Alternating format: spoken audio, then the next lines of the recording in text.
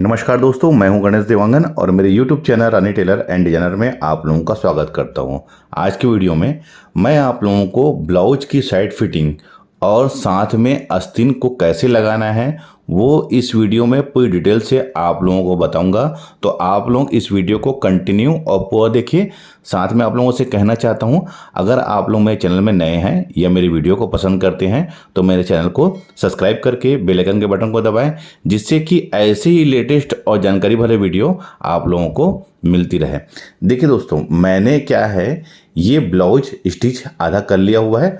इसकी कटिंग और इसका जो स्टिचिंग का जो पहले का जो वीडियो है उसका मैं ऊपर आई बटन में उसका लिंक दे रहा हूं, आप चाहे थे उसे देख सकते हैं। और एक बात और कहूँगा, अगर आप लोगों को कटोरी ब्लाउज की स्टिचिंग कैसे करना है तो उसका भी मैं लिंक नीचे अपने डिस्क्रिप्शन में दे रहा हूं, आप चाहे तो उसे भी जाके स्टेप बाय स्टेप कटोरी ब्लाउज की स्टिचिंग कैसे करना है उसे देख सकते हैं। देखिए, मैंने इसमें पाइपिंग लगाया हुआ है। ये पाइपिंग मेरी डोरी पाइपिंग नहीं है, ये सिंगल मोड पाइपिंग है। और साथ में मैंने डॉट वाला ब्लाउज है क्योंकि ये बिना बेल्ट वाला, तो ये डॉट कैसे लगाना है उसका भी मैंने कंप्लीटली स्टेप बाय स्टेप अपने इससे पहले वीडियो में बताया हुआ है, आप उसे देख सकते हैं। तो देखिए, मैंने फिलहाल इसको मैं इसके ऊपर रखा हूँ। तो देखेंगे कि ध्यान रखेंगे इस चीज़ को, क्योंकि हम जब भी सादा ब्लाउज की कटिंग करते हैं ना कि डॉट वाला ब्लाउज, तो इस साइड से 1.25 इंच और नीचे की ओर 1.25 इंच हम बढ़ा के कटिंग कर रहे हैं। तो हमको यही चीज़ को समझना है कि हम जब साइड की फिटिंग करते हैं तो हमें उसको कैसे एडजस्ट करना है। तो देखेंगे कि उसे तो पहले हमें देखिए, मैंने बैक पोर्शन में यहाँ पर सेंटर का निशान ले लिया हुआ है। तो देखेंगे, इसको आप बिल्कुल यहाँ पर से ऊपर शोल्डर से बिल्कुल इसको मिला लीजिए ऐसे। और ये देखिए, जो हमने आई पट्टी लगाया हुआ है इसको सेंटर से बाहर क्यों रखना है। तो देखेंगे, मैंने सेंटर से इसको बाहर क्यों रखा हुआ है। और इस साइड ये देखेंगे, अगर ये पार्ट हमारा बड़ा होता है, बढ़ जाएगा, तो हम इसको बैक पोर्शन के अकॉर्डिंग इसको हमको कटिंग कर लेना है। क्योंकि मैंने इससे पहले कटिंग कर लिया है इसके बराबर, और वैसे ही हमको शोल्डर से इसको नीचे की साइड में भी मिला के देख लेना है। तो देखेंगे, ये बिल्कुल प्रॉपर बराबर है, ऊपर से सामने का पार्ट और साइड का ही पार्ट बिल्कुल बराबर है। वैसे ही इस साइड हमको ध्यान रखेंगे, जिस साइड हमको हुक पट्टी लगाना है उस साइड भी, लेकिन ध्यान रखना है कि इसमें हुक पट्टी को हमको बिल्कुल इसके बराबर रखना है। देखिए, बैक पोर्शन के, और इस साइड से भी हमको ये ऐसे नाप लेना है। तो देखेंगे, ये हल्का सा इस साइड थोड़ा बड़ा हो रहा है, तो हम इसे कटिंग कर लेंगे।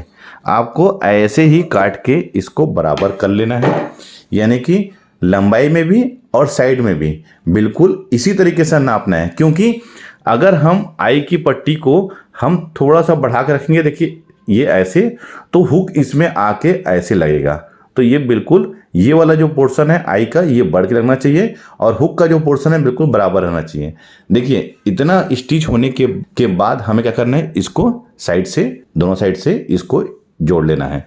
देखिए, इसको सीधे पार्ट में ही जोड़ना है हमको, क्योंकि इसको स्टिच करके हम इसको पलटी कर लेंगे तो अंदर का जो हिस्सा है वो हमारा कवर होगा, यानी कि उसमें ये वाला पार्ट जो जुड़ा हुआ पार्ट है वो दिखेगा नहीं, बिल्कुल फिनिशिंग से लगेगा। तो चलिए, मैं इसको यहाँ पर से जोड़ लेता हूँ। बिल्कुल हमको इसमें 1/4 इंच ही इसमें स्टिच करना है।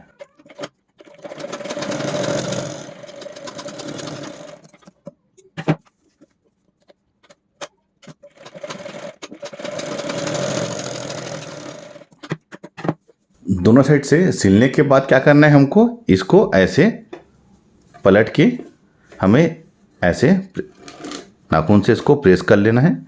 आप हर स्टिच करने के बाद ऐसा बिल्कुल इसको नाखून से प्रेस करें, जिससे कि ये बनने में फिनिशिंग से बनता है। ये होने के बाद अब इसको ऐसे पकड़ के आप इसको स्टिच कर लीजिए अंदर से।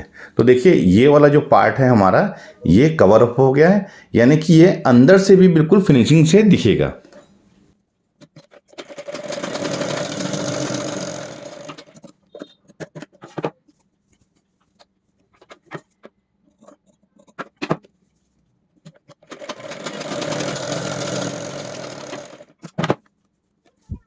ये कितना फिनिशिंग से यहाँ पर हमारा दबाव हुआ है। बिल्कुल आपको इसी तरीके से ही सिलाई करनी है। अब उसके बाद हमें इसमें पट्टी लगानी है। देखिए मैं आप लोगों को बताना चाहूँगा, ये जो ब्लाउज है ये सादा ब्लाउज है, तो मैं इसमें नीचे में पट्टी लगा रहा हूँ। लेकिन अस्तर वाला ब्लाउज भी अगर बनता है हमारा, तो उसमें भी हमको यहाँ पर पट्टी लगानी पड़ेगी, तभी ब्लाउज का ग्रिप बहुत अच्छा रहता है नीचे की ओर। देखो यही छोटी छोटी चीज़ें रहती है जो हम ब्लाउज सिलाई करते समय गलतियाँ करते हैं। क्या होता है, नीचे की पट्टी लगाने से ब्लाउज का जो निचला हिस्सा है वो कभी भी ऐसे पलटता नहीं है, इसमें प्रॉपर ग्रिप रहता है। तो उसके लिए हमें क्या करना है, अलग से एक मैं कपड़ा ले लिया हूँ, ये हमारा बचा हुआ कपड़ा। अब देखिए हमको इसमें 1 इंच तैयार पट्टी लगानी है ब्लाउज के नीचे की ओर, तो मैं इसको 1.5 इंच कटिंग कर रहा हूँ।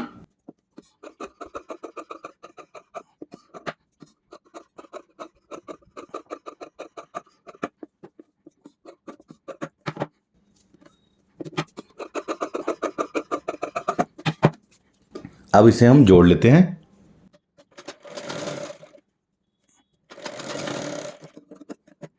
जोड़ने के बाद हमें इसको ऊपर की ओर ऐसा 1/4 इंच इसको मोड़ लेना है।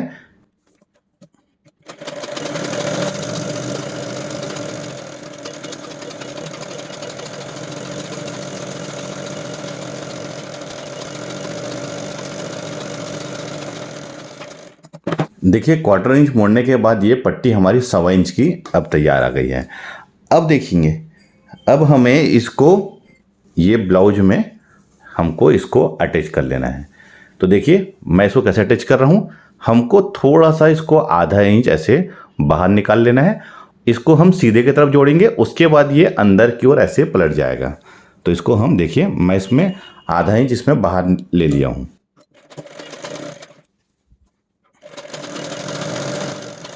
और देखेंगे जहाँ पर हमने बैक पोर्शन में डॉट लगाया था, हमको वहाँ पर ऐसा आधा इंच का एक डॉट बना के कपड़े को सिलाई करना है।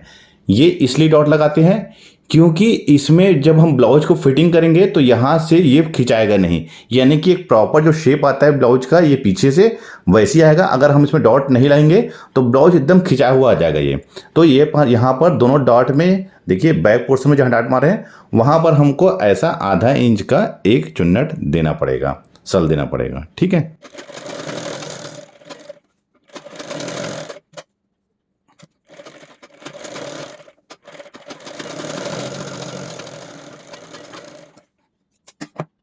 उसके बाद देखेंगे, इसके पहले वीडियो में मैंने बताया था कि ब्लाउज का शोल्डर हमें कैसे दबाना है।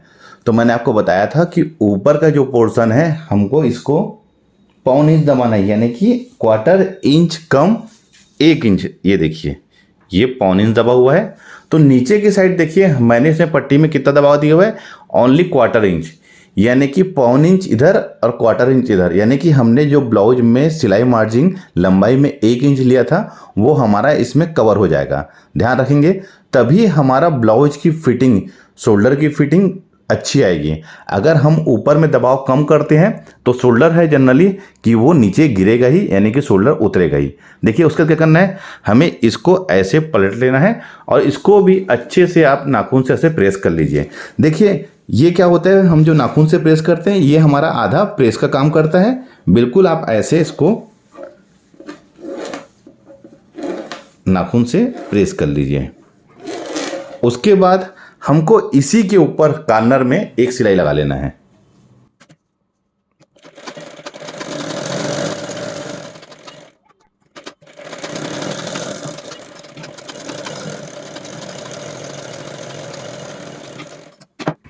तो देखेंगे हमने यहाँ पर बिल्कुल किनारे में स्टिचिंग लगाया हुआ है, आपको ऐसे ही किनारे में इसको स्टिच लगाना है। कारण क्या है, इसको जब अंदर की ओर हम ऐसा मोड़ेंगे तो ये बिल्कुल फिनिशिंग से मुड़ेगा, इसी की वजह से आपको यहाँ पर एक सिलाई लगानी पड़ेगी। अब देखेंगे हम इसको अंदर की ओर ऐसे मोड़ लेंगे। आप चाहे तो इसको सुई धागा से, मतलब एक कच्चे उससे आप कर सकते हैं। और उसके बाद इसमें हमको हेम यानी तुरपाई लगाना है, तब ब्लाउज की फिनिशिंग बहुत अच्छी आती है। तो देखेंगे इसको जो मैंने आधा इंच इसको निकाला था इसको ऐसे अंदर की ओर ऐसे दबा लीजिए। उसके बाद इसको बड़े टाके से, जो हमारे मशीन में सबसे बड़ा टाका है उसमें आप सेट करके इसको कच्चा कर लीजिए, जो तुरपाई होने के बाद हम उसको खोल सकें।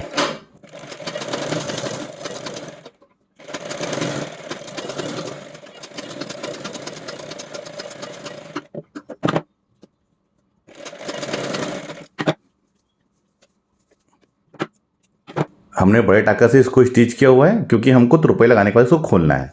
देखेंगे ये अब नीचे से कितना फिनिशिंग लग रहा है। ये देखिए बैक पोर्शन में भी और फ्रंट में भी।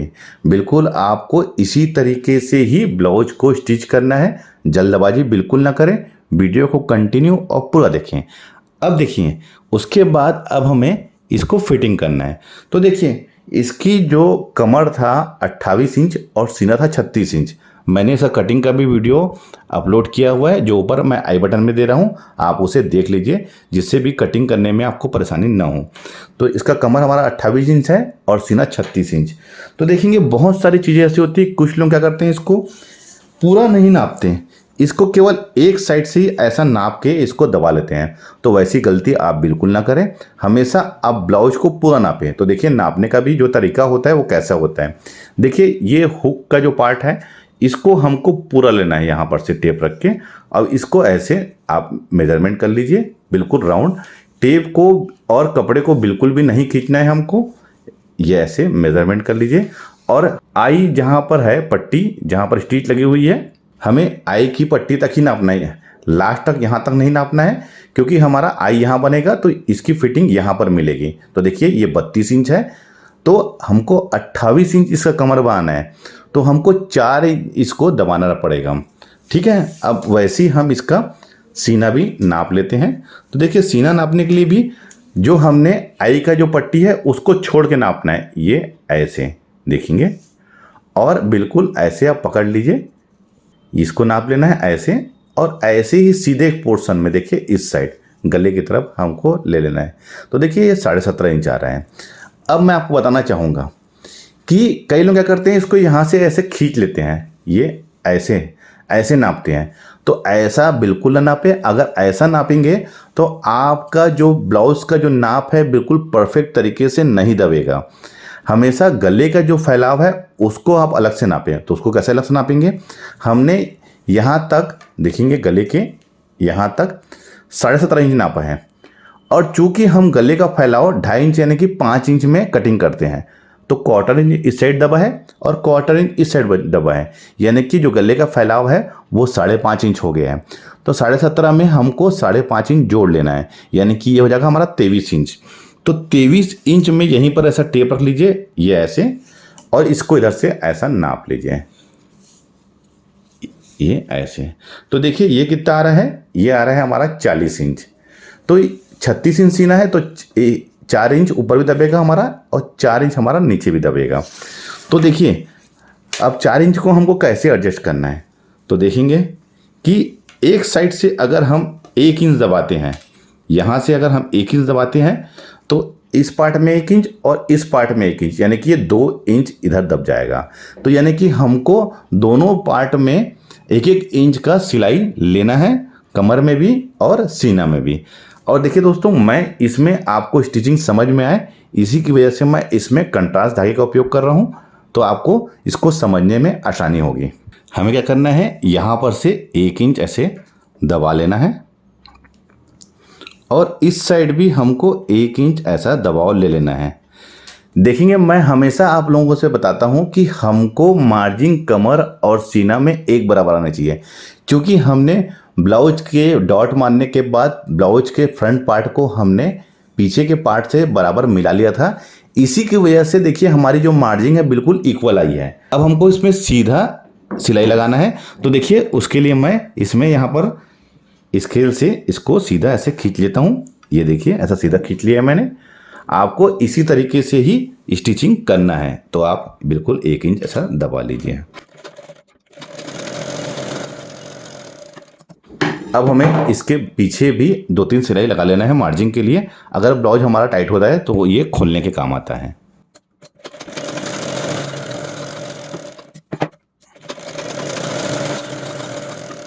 इसी तरीके से हमको इस साइड भी हमको सिलाई लगा लेना है। उसके बाद जैसा मैंने इसको फिटिंग करते समय नापा था, एक बार आपको नाप करके और चेक कर लेना है। अब देखिए ये जो पार्ट है आर्म होल का, थोड़ा सा ये पीछे का पार्ट बड़ा हो रहा है, तो अब हम इसको यहाँ पर से काट के बराबर कर लेंगे। देखिए यही सब छोटी छोटी चीज़ें आती है जो आपको समझना है ब्लाउज को स्टिचिंग करते वक्त। ये हो गया। अब इतना होने के बाद अब हम आस्तीन में आते हैं। तो ये आस्तीन है हमारी। तो इसे भी हम देखिए, इसमें मैंने मार्जिन लिया हुआ था, इसको ऐसा बिल्कुल प्रॉपर आप मोड़ के इसको यहाँ से ऐसा स्टिच कर लेना है और इसको कच्चे सिलाई में लगाना है, क्योंकि इसमें हमारा तुरपाई होगा। उसके बाद हम कच्चे धागे को खोल लेंगे।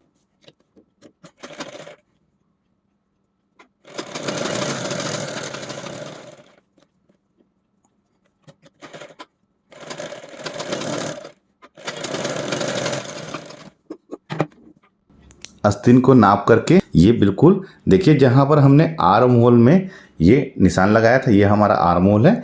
यहीं पर इसकी गोलाई को नाप के हमको लाके मिला लेना है। तो इसकी गोलाई जो थी हमारी 5.5 इंच थी, तो ये 5.5 इंच में आप ऐसा टेप रख के बिल्कुल नाप लीजिए इसको। और इसे भी आप स्केल से सीधा ऐसे निशान लगा लीजिए। अब इसको भी हम सिल लेते हैं।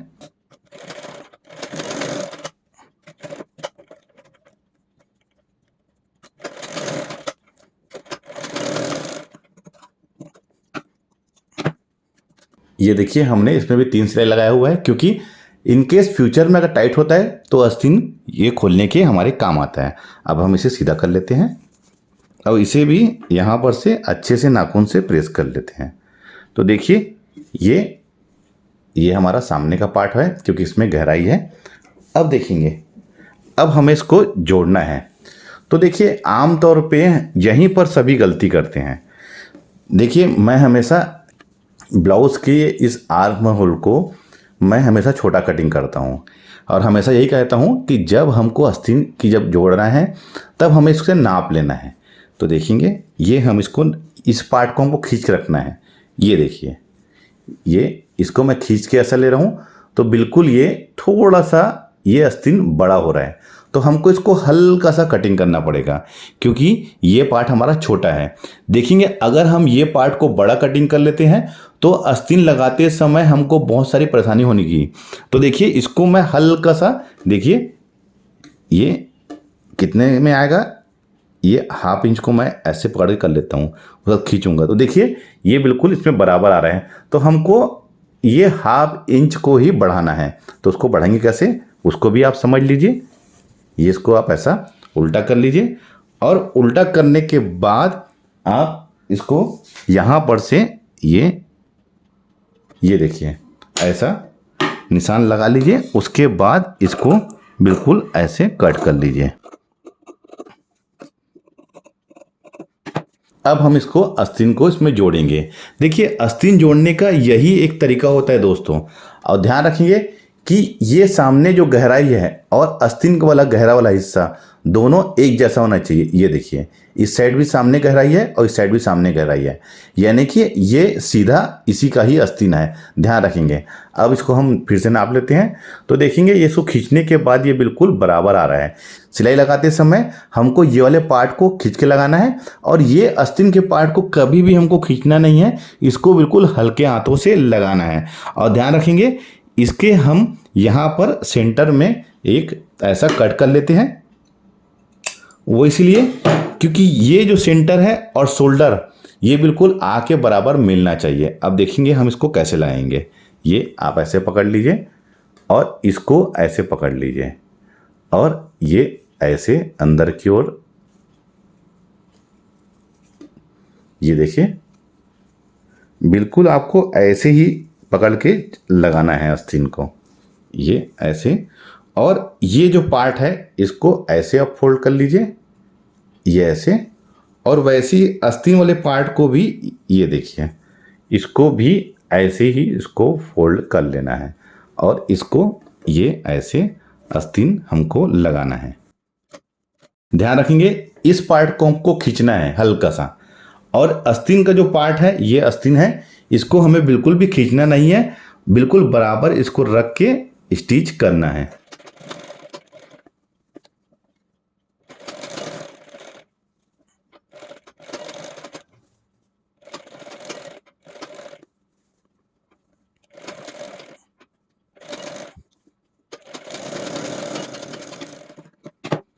ये देखिए, आस्तीन हमारी लग गई है। अब मैं आपको दिखाना चाहूँगा शोल्डर वाले हिस्से को। तो देखिए, ये बिल्कुल शोल्डर और आस्तीन का सेंटर आके बिल्कुल बराबर इसमें सेट हुआ है। आपको इसी तरीके से ही आस्तीन लगानी है। और देखेंगे उसके बाद हमें इसको ऐसा खोल लेना है, ये सीधे के पार्ट ये ऐसे। इसका भी मैं आपको एक तरीका बता रहा हूँ जो आमतौर पे इसमें गलती करते हैं।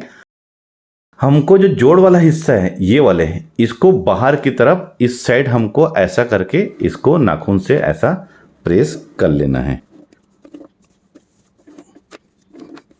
तो देखिए दोस्तों, इसमें कहीं पर भी कोई भी खिंचाव नहीं आया है, बिल्कुल प्रॉपर एक तरीके से ही आस्तीन बैठा हुआ है, इस साइड भी और बैक साइड भी। ये देखिए, इसमें जरा भी हमने आस्तीन को खींच के नहीं लगाया है, इसकी वजह से ये परफेक्ट बिल्कुल आके एक शेप में बैठा हुआ है।